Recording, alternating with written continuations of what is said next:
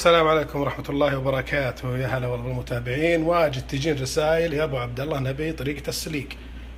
طبعا من رمضان او قبل رمضان تجين الرسائل. لان نذكر لكم الصوص حقه دجاج، حبة دجاج على حسب الرغبة او كثر اللي عندكم. وعندنا 4 كاسات اللي هو رز مصري، وعندنا بصل، وهذا البصل اللي بنسلق به الحين الدجاج. وعندنا بهارات بيضة جماعة، ومسمار وهيل وورق غار وملح. بس هذا السلق. هذا الرز المصري تقريبا 4 كاسات. اذا عندكم عدد كثير حطوا زياده. وعندنا هذا القدر بنسلق به، والقدر هذا بنطبخ به السليق. نخليكم معنا. الطبخه ما تضبط الا بهالحليب. هذا حليب ساير، مو هو بروب ولا لبن، حليب ساير. عندنا هنا الدقوس حقه، كزبره، فلفل خضر، ليمون. وعندنا حبتين طماط. الفلفل الخضر حسب الرغبه، اذا تبون زياده حار حطوا زياده، ما تبون الغوه مره، ترى مو بضروري. الضروري هالاشياء، الطماط والكزبره والليمون. حطينا الزيت بالقدر. هذا البصل.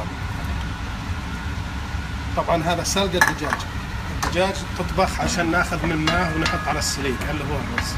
غير البصل لونه صار اشقر، ننزل الدجاج عليه.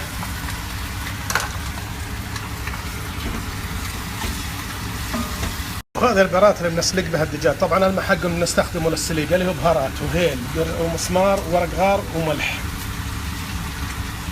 وننزل عليها الماء. وهذا الماء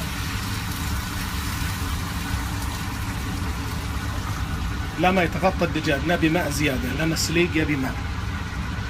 والحين بنسلق الرز اللي هو الرز المصري بزيت وماء بس. طبعا مولعين عليه.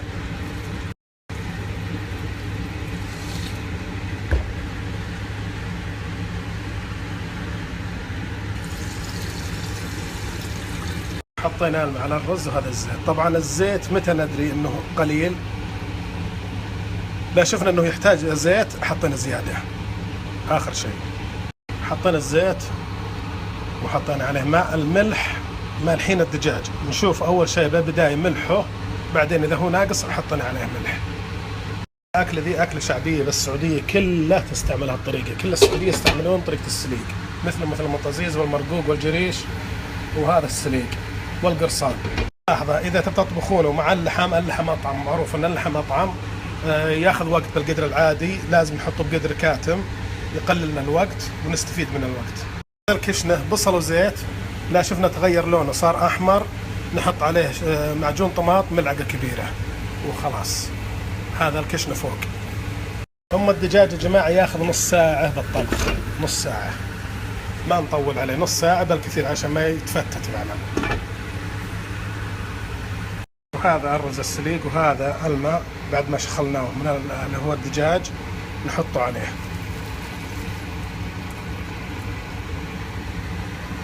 وكل فترة وفترة نقلبه، لازم يقلب علشان يكون لين.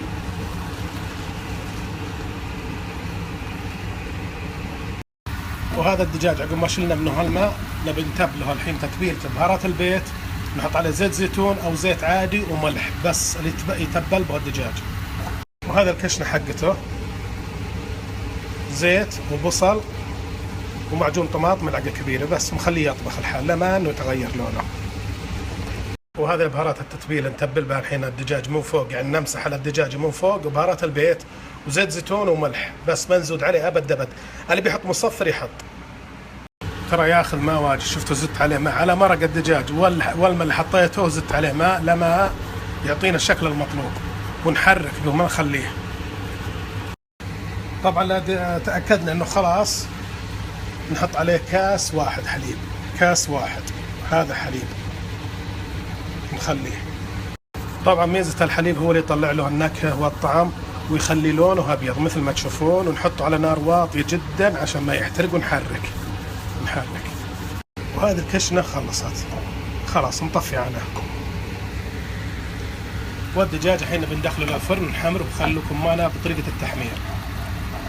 وهذا الدجاج وهذا التتبيلة اللي ذكرتها لكم قبل شوي، بهارات وزيت وملح.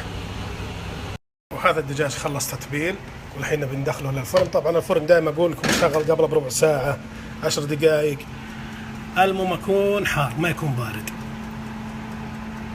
وبالخلاط حطينا طماط وحطينا كزبرة وحطينا فلفل حار، وهذا عصير ليمون نص حبة عشان يحافظ على الخضار.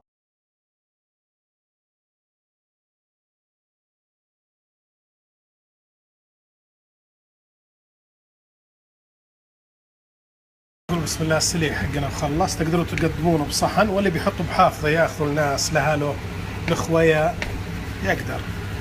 الحين اخر شيء اوريكم الزينه. وهذا الصوص وخلص، نحطه الحين بهذه وبالملعقه ياخذ الواحد ويحط على السليق وياكل. ونقول بسم الله ما شاء الله. طبعا زبده او سمن كل واحد. وهذا الدجاجه بعد التحمير، وهذا الصوص اللي هو الحار دقوس.